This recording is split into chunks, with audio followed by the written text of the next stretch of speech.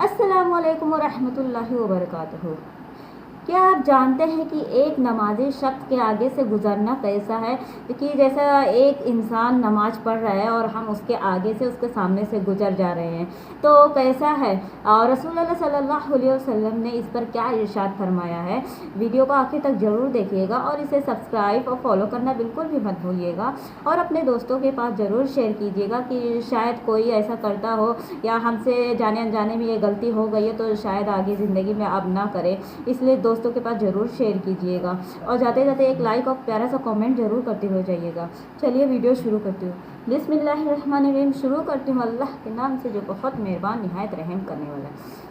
क्या आप जानते हैं कि एक नमाजी शख्स, जब एक इंसान नमाज़ पढ़ रहा है तो वो किस हालत में होता है? वो अल्लाह से बात करता है, वो सजदे में रहता है, वो अल्लाह से बातें करता है। हो सकता है कि जब इंसान नमाज़ पढ़ने के लिए खड़ा रहता है तो आप उसके सामने से गुज़र गए, आप उसके सामने से चले गए और वो जो शख्स नमाज़ पढ़ रहा है उसकी उसकी तवज्जो अल्लाह के ऊपर से हट जाए और वो हम सब के ऊपर उसका ध्यान चला है, दुनियाई ख्यालों में उसका ध्यान चला है, तो इसका गुनाह किसको मिलेगा? हमें मिलेगा ना, क्योंकि हमने उसका ध्यान उसका हटाया। क्योंकि उसके नमाज में, उसके खुशू और खुजू में हम क्या करेंगे, हम परेशानी डाल देंगे, हम उसको भटका देंगे, इसलिए इंसान भटक जाएगा। तो इसलिए अगर कोई शख्स नमाज़ पढ़ रहा है तो हमें कोशिश करना चाहिए कि हम उसके आगे से ना गुजरें। और रसूलुल्लाह सल्लल्लाहु अलैहि वसल्लम ने क्या इरशाद फरमाया? रसूलुल्लाह सल्लल्लाहु अलैहि वसल्लम ने फरमाया कि अगर तुम जान लेते कि एक नमाजी शख्स के आगे से गुज़रना कितना बड़ा गुनाह है तो तुम 40 साल या 40 दिन 40 महीना उस जगह पर खड़े रहते, लेकिन वहाँ से गुजरने की तुम्हारी हिम्मत नहीं होती, कोशिश नहीं करते। इसलिए दोस्तों, इससे साबित होता है कि नमाजी के आगे से गुजरना कितना बड़ा गुनाह है और उलमा ने इसे बहुत बड़ा गुनाह करार दिया है। हमें क्या करना चाहिए?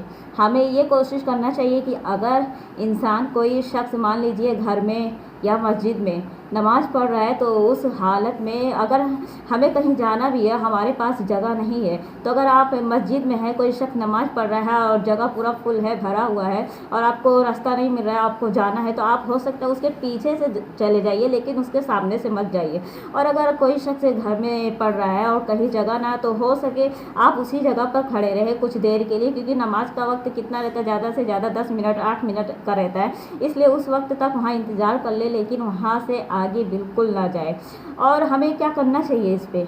अगर कोई शख्स समझ लीजिए नमाज़ पढ़ रहा है और वो अपने सामने कुर्सी या कोई ऊंची वाली चीज़, जैसे कि उसकी भी ऊंचाई हो 2-3 मीटर की हो ऊंचाई लंबाई में, या फिर जैसे कि कुर्सी की ऊंचाई रहती है, स्टूल टेबल की रहती है, स्टिक की रहती है, कोई चीज़ वो अपने सामने रखा है, तो उस हालत में गुज़रना पॉसिबल है, क्योंकि उस हालत में इंसान वहाँ से गुज़र सकता है, उसके ऊपर कोई गुनाह नहीं रहता है। लेकिन कोशिश करे कि अगर इंसान नमाज़ पढ़ रहा है तो उसके सामने से बिल्कुल ना गुज़रे, और उस हालत में ख़ास करके ना गुज़रे कि इंसान नमाज़ पढ़ रहा है लेकिन उसके सामने कुछ नहीं रखा है, क्योंकि नमाजी के आगे से गुजरना बहुत बड़ा, इस्लाम में सबसे बड़ा गुनाह करार दिया जाता है। क्योंकि नमाज की हालत में इंसान और बंदा और अल्लाह दोनों एक दूसरे के आमने सामने रहते हैं। बंदा अपने अल्लाह से बात करता है, अल्लाह उसकी बातों को सुनता है, उसकी फरियादों को सुनता है।